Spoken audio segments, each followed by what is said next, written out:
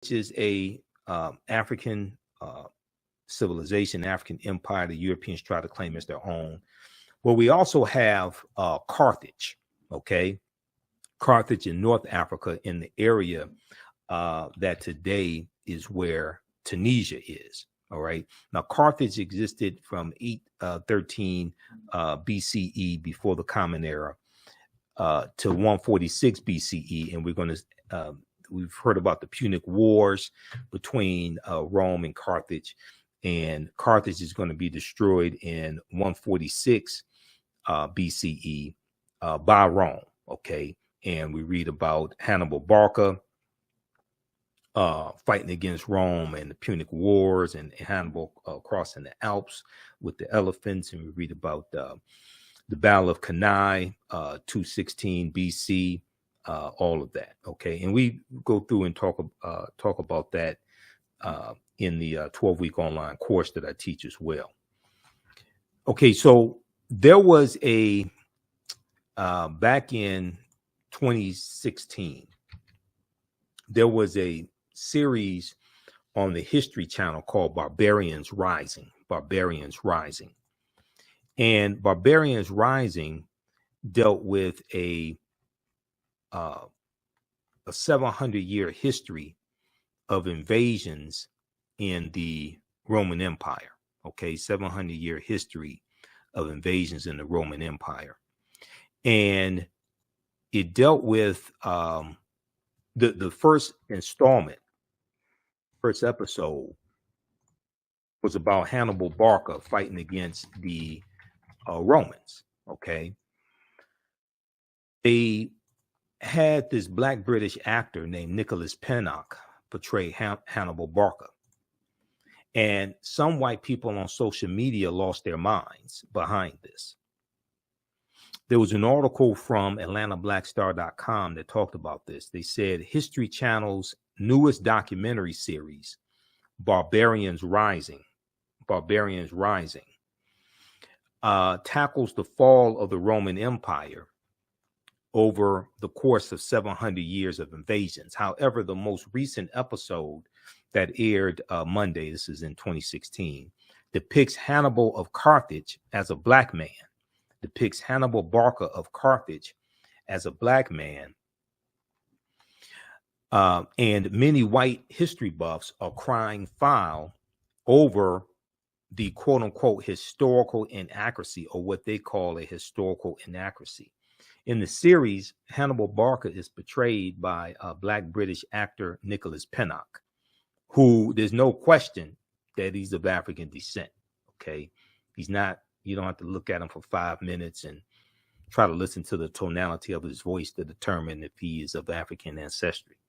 Now, the famous Carthaginian general Hannibal Barca was a thorn in the Roman Empire side. He became a general at the age of 26 and managed to unite barbarian tribes to stop Rome's imperial rise. The military genius was famous for climbing the Alps with war elephants whose sole purpose was to stomp the Roman Empire, to stomp, S-T-O-M-P, to stomp the Roman Empire. Hannibal ultimately wanted to invade Rome, but he failed to do so. Okay, now there have been debates over the race of Hannibal. This debate still continues to this day for some people. There really is no debate if you understand history. Read the article from AtlantaBlackStar.com from June 7th, 2016 called History Channel Portrays Hannibal as Black. White people cry foul over historical revisionism. All right. Now, when we look at Carthage was founded in the 9th century BCE, before the Common Era, on the Gulf of Tunis. From the 6th century before the Common Era, onwards, it developed into a great trading empire covering much of the Mediterranean and was home to a brilliant civilization. In the course of the long Punic Wars from 264 BCE to 146 BCE, Carthage occupied some of Rome's territories before finally being destroyed by its rival Rome in 146 before the Common Era. In his book, World's Great Men of Color, Volume 1, history scholar J.A. Rogers asserts, quote, the Carthaginians were descendants of the Phoenicians, a Negroid people.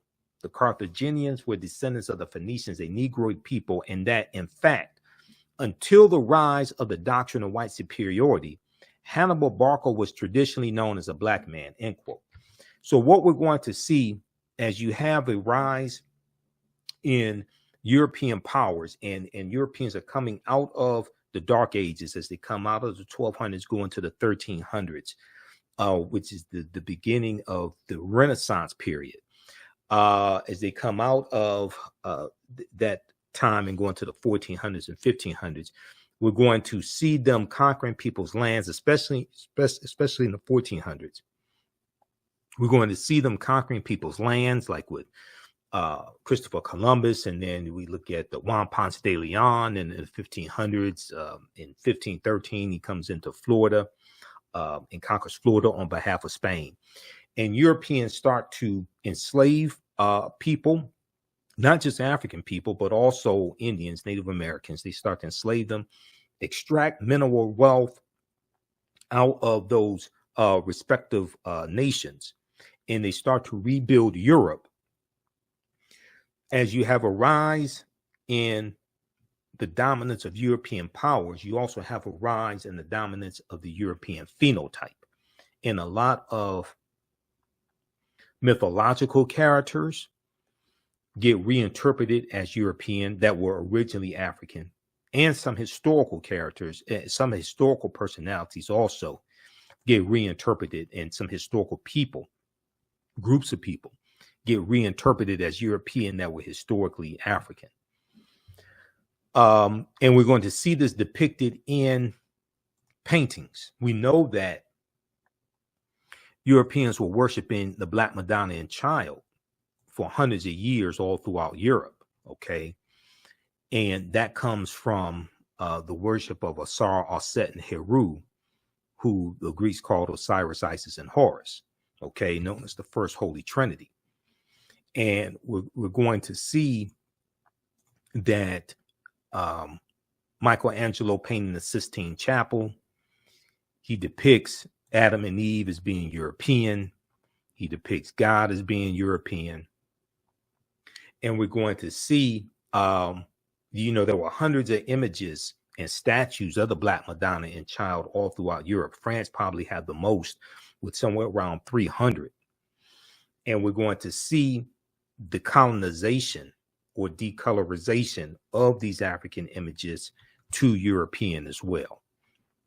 And there's going to be these European images that these Europeans take into foreign lands when they conquer people and force these images and force Christianity, especially white Christianity, force these upon other groups of people, especially African people. Okay, let's continue. Give us a thumbs up, give us a heart, give us a like on this broadcast. How you all like this type of information? So today, many encyclopedias classify the Carthaginians, who are descendants of the Phoenicians, and the Phoenicians were African people as well. Today, many encyclopedias classify the Carthaginians as whites or Semites, but ancient Greek and Roman eyewitness accounts paint a different picture. The indigenous peoples of Carthage were called the Afirs, A-F-E-R-S. Ancient Roman poet Virgil, in his poem Mortem, M-O-R-T-U-M, speaks of a woman from the Afir, Afar, or Afro region, okay, the Afro region. He says of her, quote, and all her figure proves her native land. Her hair was curly, thick her lips, and dark her color, end quote. Now, in Library of History book 20, XX, Roman numeral X, okay, it represents 10.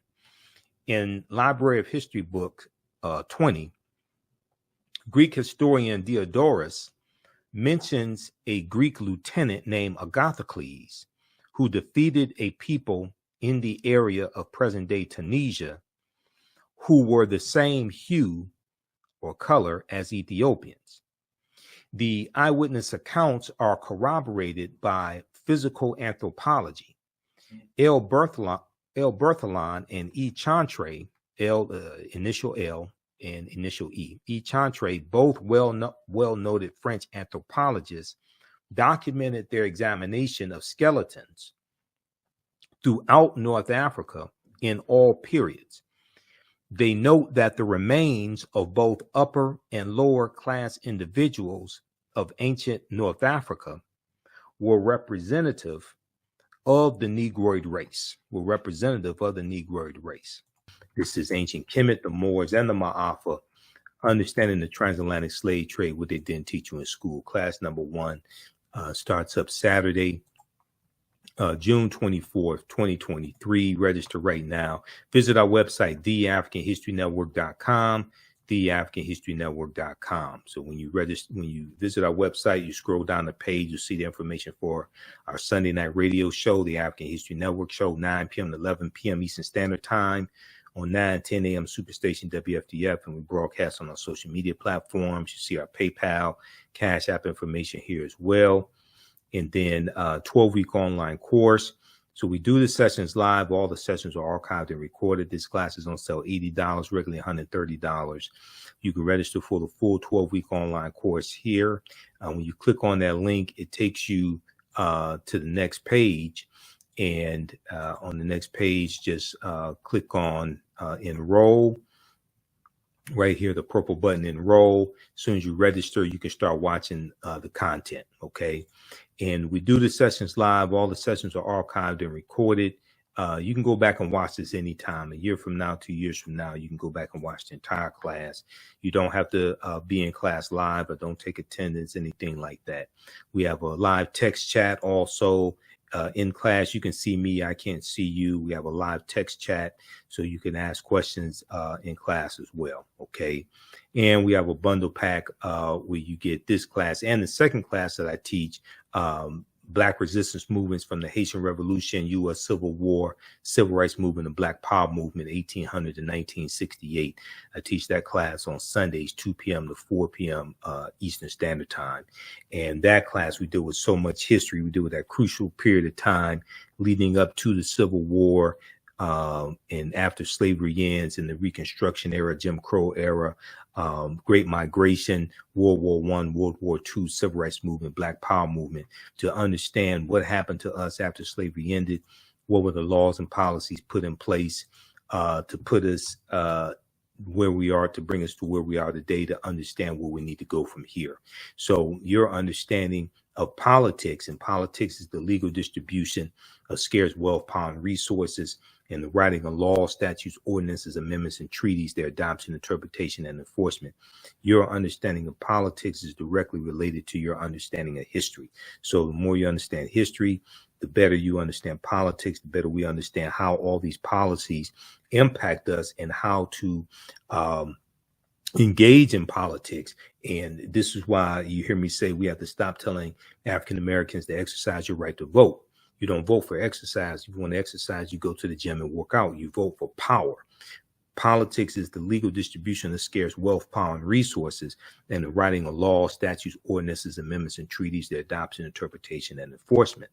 So we have to understand history, economics, law, and politics to be able to put together agendas, to be able to organize and force our agenda and get policies put in place that are beneficial to African Americans, and what's good for African Americans are good for America in general.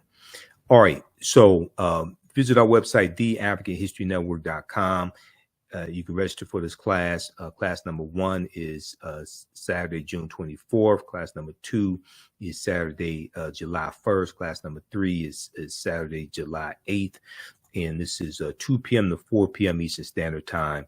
We have the link for the class in the thread of the broadcast. You can register right now. We have bonus content already uploaded that you can start watching, and you'll also get 5 of my lectures free included with the registration of this course. They will be in the video library, so you can stream 5 of my lectures also.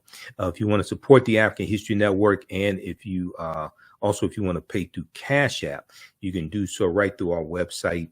Right on the homepage of our website, our Cash App information is there. $ the AHN show through Cash App or through PayPal, paypal.me/the AHN show. And this is our Cash App account. And we have the link on the homepage of our website because there's some fake African History Network Cash App accounts out there. And I'm still trying to get them shut down. So when you scroll down our website, we have our Cash App information. Click right here. And it takes you to our Cash App link. It's $ the AHN show, SHOW. And when you go to it, it will say Michael also. So we have that there, and our PayPal information is here as well. PayPal.me/the AHN show. All right. So we'll hope to see you in class this Saturday. Remember, right knowledge corrects wrong behavior. It's not over till we win. Wakanda forever. And we'll talk to you next time. Peace.